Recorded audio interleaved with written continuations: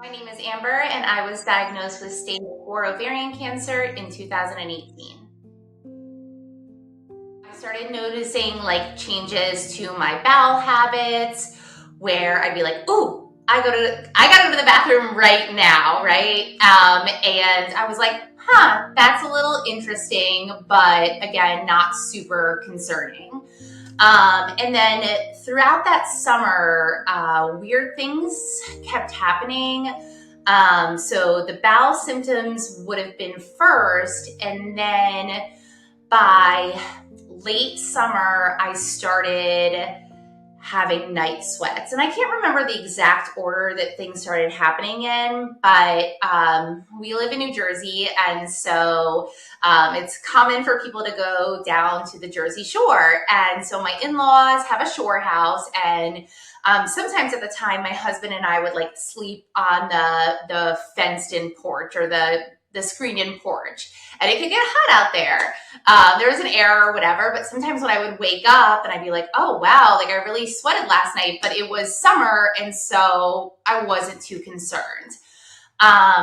Another thing that I started to notice was unintended weight loss. So I had been overweight when I was in my late teens and early 20s. And by my late 20s is when I was married for like about a year, and I said, okay, your ducks are in a row. Like, let's put the focus on your health. And I lost 50 pounds through diet and exercise. But then that particular summer, it's summer. I always gained weight in the summer because I work in a school. So summer was like a little bit looser for me. So then that summer when I noticed, I'm going out, we're going out to eat, we're doing fun things. And not only was my weight staying the same, it was starting to drop. About 9 months before I started having these symptoms, my mom was diagnosed with stage 3 colorectal cancer. So as these things started to happen, I was worried. Okay. The red flags, the alarm bells were going off. I'm like, that's odd, that's odd. But I was literally saying to myself, what are the chances that you and your mom are going to be, you can't both have cancer, right? Like that's not a thing. So I'm thinking in my head, and I did a lot of this throughout the times when I was experiencing symptoms. I did a lot of rationalizing. I didn't want it to be the truth. Like I had just gotten this like huge shock about my mom. She was going through, I think again at the peak time, which was summer 2018 when I was becoming symptomatic. Like that's when she first got her big surgery. She had been on chemotherapy prior to that. So in my mind, the two things happening at the same time were not possible. Another symptom that actually predated the symptoms in the summertime was changes to my menstrual cycle. So my periods started coming less regularly. It had been regular from the time that I got it as a teenager, but then it stopped coming regularly. And I had talked to my doctor about this, and they really had put it down to my weight loss. So I had, lost that weight, and your cycle can kind of go through changes. I was also, with my weight loss, I was a runner. So I was doing long runs. I was doing 10Ks, and really the month that I was diagnosed, I was being delusional at this point. I knew I was sick, but my friend was like, do you want to do the Philadelphia half marathon for my birthday? We were 32, so I think it was going to be like her 33rd birthday or whatever. Yeah, that sounds great. So I was running a lot. And again, that is how I kind of, I don't know, explained away the missed periods. So missed periods, changes to my bowels, the unintended weight loss, the night sweats. But I still, so then the bowel symptoms continued. So not only was it like, oh, when I needed to go, I really needed to go, like that urgency. There was also, oh, I really feel like I need to go, and I would try and nothing would happen. So a lot of people talk about like alternating between constipation and upset belly, and I definitely had that going on. But by the time I started that school year, September 2018, I was still having all the symptoms I previously mentioned, but then it was like I felt sick. I couldn't make it through the workday without taking a nap. I lived close to where I work, so I was going home or driving to Wawa and taking naps in my car to get through the workday. And then also I worked a second job in the evenings. So I would like leave my day job on time, drive to my afternoon job, but built in enough buffer to take another 30-minute nap before I completed that. And I would go home and I would want to take a bath and get into bed. So really by that fall was like, I was in pain. That's when the pain started. I couldn't sit comfortably. I couldn't go to the bathroom comfortably. And it finally took my husband in October to be like, what is going on? And I was so scared because in my gut, I knew. I did the thing that everybody does, which is go on Google, WebMD, and I knew in my gut. And so I was scared and I was frozen and I didn't want to tell anyone. That was the other thing I was doing. I wasn't telling anyone. I wasn't saying like, hey, this is going on with me. I wasn't telling my mom. I wasn't telling my husband, my sister, friends, nobody. I was just, again, pretending like everything was fine. I was going to work every day, even though I didn't sleep at all the night before because I was up changing my clothes 4 times for a night sweat. Because I knew in my gut, once I knew, like my life would change. And I guess I was just trying to delay that as much as possible. So finally, my husband's like, what's going on? And I said, this is what's going on. I'm having these pretty intense bowel symptoms. By that time, there was blood in my stool. And you should never wait on that. Don't do what I did. But he said, okay, like enough is enough.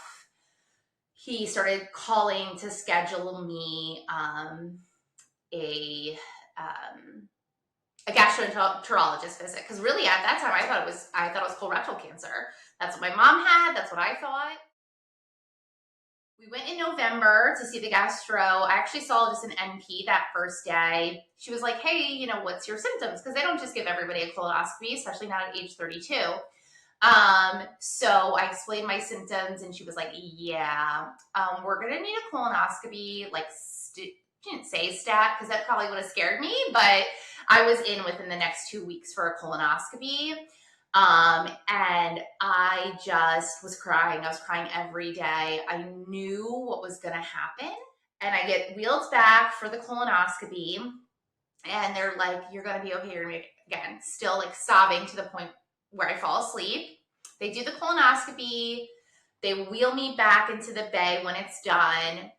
And I remember, they offer you if you want like graham crackers, something. And I'm not crying anymore. I think because of the anesthesia, I was just like chilling. But I made eye contact with somebody. And I can't remember if it was like the nurse anesthetist or the surgical tech, somebody who had been with me prior to the colonoscopy and was really nice and encouraging and supportive. And they made eye contact with me when I was in the bay and they didn't say anything. They like kind of turned really quickly. And I was like, yeah, that's bad. My husband, he was brought into the room. And this was like an endoscopy, colonoscopy center. So they are doing these at high volume. I swear to this day, the doctor was walking in with my chart, and I don't blame him for this because they're doing this a lot. It said bad at the top. It said bad. And so I didn't know if that was like a cue to him that, he needed to give the news in the private room with a support person. I swear to God, I saw it. And he goes, yeah, so it's cancer. And he goes, I mean, of course we don't know for sure. He said, but you have a mass in your colon. And he goes, but the prep didn't work all the way. So I can't see the top of it. He was like, I couldn't see the top. I couldn't get a good picture. He's like, but this will go out for biopsy. Again, I can't tell you 100% right now that it's cancer, but you know, it's cancer. My husband made all the calls. He set me up at a cancer center. He set me up to get blood work. He set me up to get a CT scan. Again, here I am arriving to these appointments, crying, because when there's a mass found, okay, I know I have cancer. Now, how bad is it? That's the hardest part, because you can be given news where it's like, we can treat you, but we can't cure you. So I was dreading this CT scan. I go in, they're like, we're going to inject you with this contrast. I have an immediate allergic reaction. I'm in there and I'm like, oh my God, it burns, it itches. But unlike MRIs, CT scans are fast. They are a fast process. So I'm having this allergic reaction to the CT scan, but they're able to complete it. I have to get Benadryl, the whole nine afterwards. They're like, yeah, you're allergic to this. Okay, great. That night, the radiologist calls. That's bad news, right? If the radiologist, I had already gotten this CT scan at it was nighttime, it was dark out. I remember maybe 5, 6 p.m. Had to be when we got off of work. I was still going to work. And the radiologist said, so whatever this is, the tumor has punctured my colon. I'm not the one taking the phone call. My husband is.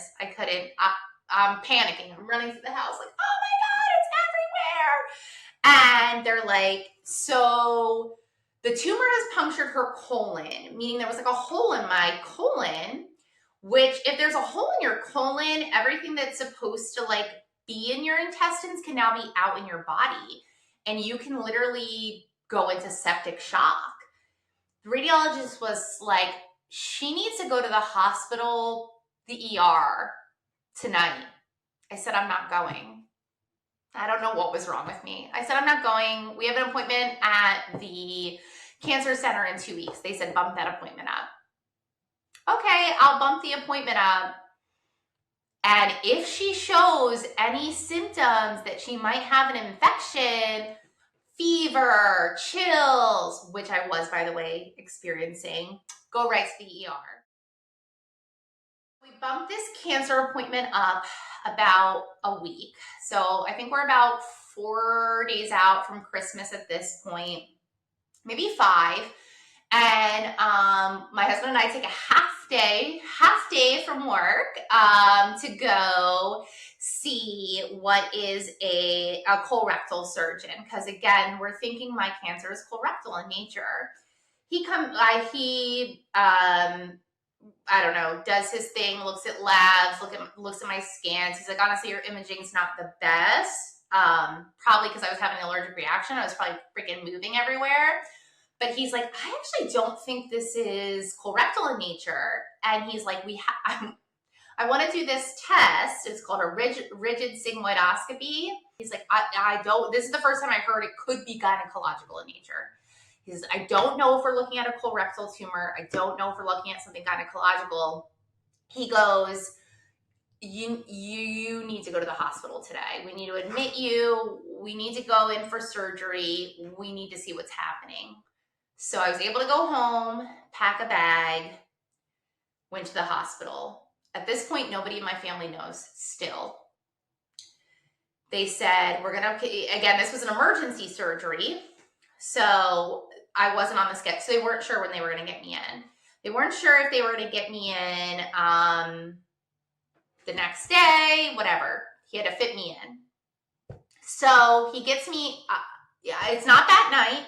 They put me on painkillers immediately, and that was the first night where I slept through the night in months. That's how much pain and discomfort I was in.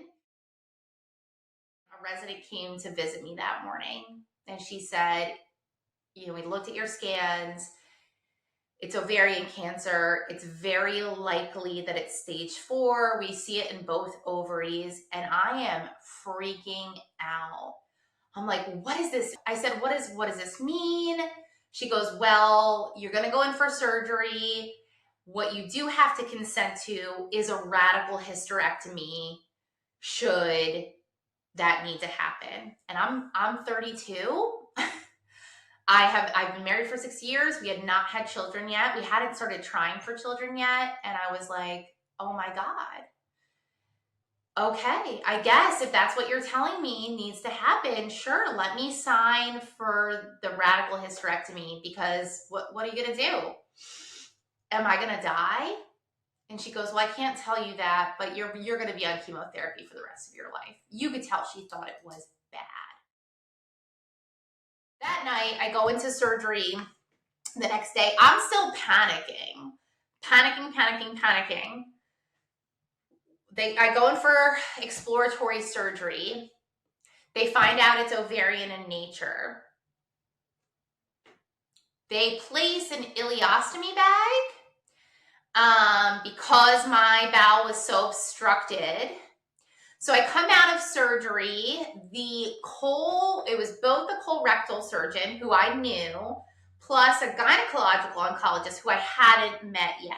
They both had been in the surgery. And he comes in and he's like, so you have stage 4 ovarian cancer. I end up transferring care to another hospital in Philadelphia, where I have a gynecological oncologist and I have an oncologist, and seeing how different their jobs are, to me, that person being one person was crazy. I have a good friend who's a radiologist, and she never wanted to push me into anything, but she said, I think you should she's not telling me this. I'm not taking any phone calls. She's telling my husband. I think she needs a second opinion. But I went to Penn Medicine in Philadelphia. So he told me, because I was still worried about childbearing at this point, he goes, well, we'll see what chemotherapy does. By the way, they didn't do that full hysterectomy initially. My tumor was way too big. It was adhered to too many places. It was adhered to my colon. It was adhered to my abdominal wall. So they needed chemotherapy to shrink it. So I had to go through chemotherapy before I got my hysterectomy. So at this point, I still have reproductive organs. And he's like, well, we'll definitely have to get rid of that ovary. He's like, but we might be able to save that ovary and your fallopian tube and your uterus. When I started treatment, they would infuse both drugs simultaneously.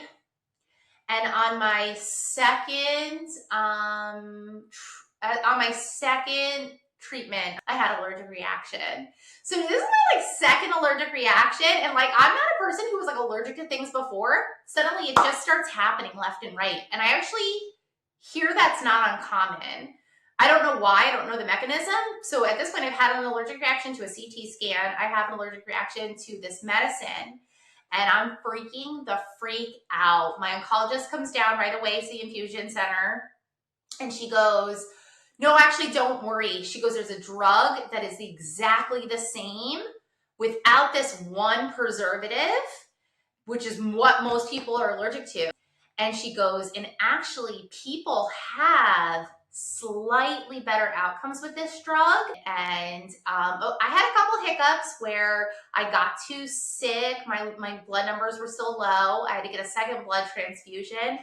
And spoiler alert, I had an allergic reaction to this blood transfusion, which the nurse was like, in my 30 years, because I was nervous. I hated every time I got a blood transfusion, because they're safe. They're so much safer now than they used to be, but it's scary. And I didn't want it. Hey, Amber, what's worrying you? I said, I'm worried about having an allergic reaction. No, in my 30 years, blah, blah. Yep, allergic reaction, highs with the second bag. But really, my chemotherapy, I do 6 rounds. I take a planned break, which is common. You take a planned break to let your body rest and recover from chemotherapy. You take a planned break. During this planned break, my oncologist was being realistic with me. She said, I'll send you to a fertility specialist.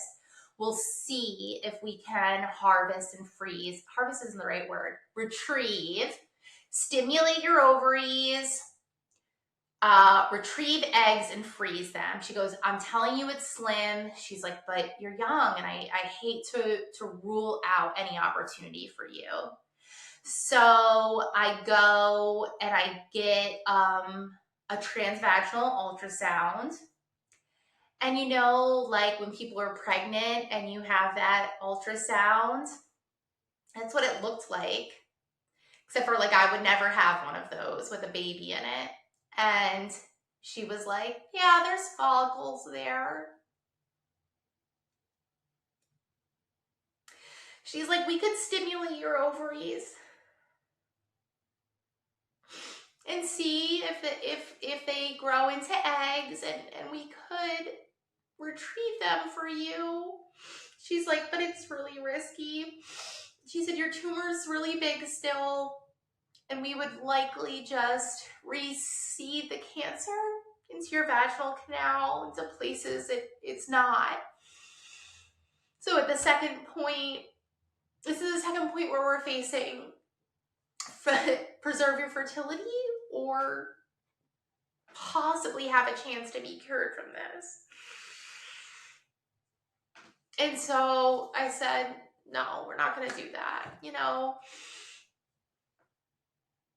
we're just going to take this break. I'm going to get my planned hysterectomy. I get the full hysterectomy. I heal from that surgery because I was BRCA1. They think that's why I responded so well to the platinum-based chemotherapy. They were able to get all of my cancer during that testing. I still had to keep the ileostomy bag because they cut out part of my sigmoid colon. I had to keep it for a bit. They wanted to send me for 3 more rounds of chemotherapy. My margins were clear, but they wanted to be sure. I had a really, really aggressive cancer, so we wanted to be aggressive with it. I was a little saddened at this point because it was like the end of another summer and I really wanted to go back to work in September and start fresh. And I couldn't. I had to get 1 more round of chemotherapy. I did 2 over the summer, but I had 1 more. But then I eventually went back to work and I was put on what's known as a PARP inhibitor. So it's a fairly new class of drugs for people. It has indications for ovarian cancer and pancreatic cancer. But again, people with the BRCA1 gene tend to respond really well to it. And I started this about 3 months after chemotherapy and everything was finished. And people call it like a low dose or an oral chemotherapy. That's not really what it is. It's a targeted treatment. But you do have chemo-like side effects at a much reduced level. So you're still going to have fatigue, nausea, your blood cell counts stay low, but not as if you were like on active chemotherapy. So I was on this oral pill with some moderate side effects that eased over time. And I was still going at this point every 3 months for blood work. With the BRCA1 gene, you are at risk for both ovarian cancer and breast cancer. So they didn't start they would do breast exams every time I was in the office to make sure I wasn't like in immediate danger, but I didn't start routine screening for breast cancer until I was in remission for ovarian cancer, right? So then I'm going to be on a monitoring schedule for ovarian cancer. And initially that was scans and blood work every 3 months, that then moved to 6 months. But then I had to be on high risk screening for breast cancer, which means you alternate with mammograms and mastectomies every other 6 months.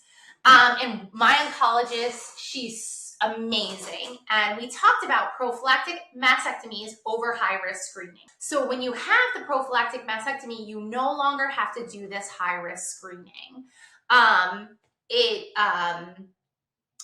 And the other thing was that really led me to the prophylactic mastectomy was if I did the path of high-risk screening and they found something at any point, I knew I was going to be aggressive about it and get a full double mastectomy anyway. So I said, why not do it now? I had been recovered from, I didn't do it until like 2 years after I was in full remission. I was recovered. I was still on the PARP inhibitor, but I had had my ileostomy reversed. I had had clear scans. I was doing well. So I said, let me do this now while I'm healthy, because I wouldn't want to be in a spot where I was doing a double mastectomy because they found cancer. So I opted for a double mastectomy with reconstruction. Are we good? Yes. Okay. He's videotaping. Yay! Your brain is not the same. When you've gone through a trauma like this, it was like all of my senses were dulled. It was really hard to feel joy anymore. It was really hard to get excited about things. I got onto treatment for anxiety and depression, so that helped me not feel sad and that helped me not feel scared. But also it was hard to feel happy because it was like, wow, bad things happen to good people. And we know this to be true, but when it happens to you, it's like, you know, it shifts your perspective. But after I got healthy, the pandemic happened. Literally just as I was finishing chemotherapy. I was finishing chemotherapy. My husband and I planned a celebratory trip to the Bahamas. And about 2 months later, like we came up to the Bahamas and I was like, I'm gonna start working out again. I'm gonna like get back on track. We're gonna start like figuring out a way that we can build our family. We ended up becoming licensed to foster. And within 3 months, we got our first placement. It was 3 young girls, all sisters. But one of the girls remained with us. Her name is Zahara, and she was in our care for 3 years and 9 days before we adopted her. And my husband and I like look at each other and we say, how lucky are we that God dealt us a bad hand, but then he like reshuffled the deck and we got a good one, and she got a good one out of that.